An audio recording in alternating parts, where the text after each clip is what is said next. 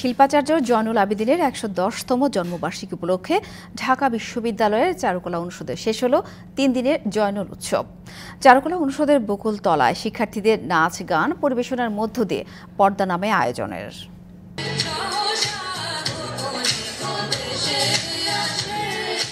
দেশের বিভিন্ন স্থান থেকে শিল্পীরা যোগ দেন জয়নুল উৎসবে। পটচিত্র থেকে বায়োস্কোপ, মৃৎশিল্প থেকে বেতের কাজ, সেলাই কর্ম থেকে ধাতব শিল্পের জিনিসপত্রের পসরা সাজিয়ে বসেন অনেকে।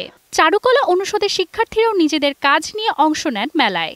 আমরা সারা বছরই এই দিনটার জন্য অপেক্ষা করি। আমি নিজে একজন শিল্পী, সো আমার কাছে জয়নুলের জন্মজয়ন্তী সবসময় স্পেশাল। নান্দনিক জিনিসে সাজানো দোকানগুলো থেকে দর্শনার্থীরা বেছে নিচ্ছেন নিজেদের পছন্দের জিনিস। অনেক ভালো লাগছে, ঘুরে দেখছি স্টলগুলো, অনেক কিছু পছন্দ হচ্ছে।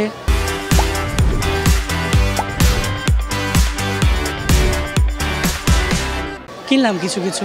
খুবই ভালো লাগছে, এটা তো আমার প্রথমবার আসলে।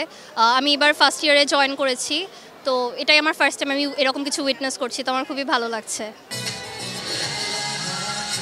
প্রদর্শনীতে স্থান পায় চারুকলা অনুষদের ড্রয়িং অ্যান্ড পেইন্টিং, শিল্পকলা ইতিহাস বিভাগ, প্রাচ্যকলা বিভাগ, ভাস্কর্য graphic design, print making, oriental art, মৃৎশিল্প, সিরামিক সহ বিভিন্ন বিভাগের শিক্ষক ও শিক্ষার্থীদের আঁকা ছবি ও কাজ জায়গা পায় প্রদর্শনীতে।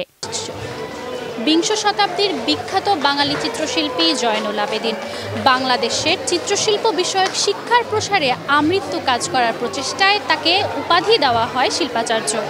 প্রতি বছর তার জন্মদিন পালনের মাধ্যমে বাংলাদেশের শিল্প ও সংস্কৃতি এগিয়ে যায় আরও এক ধাপ। মাজু মাফরুজ নীলিমা, ডিবিসি নিউজ, ঢাকা।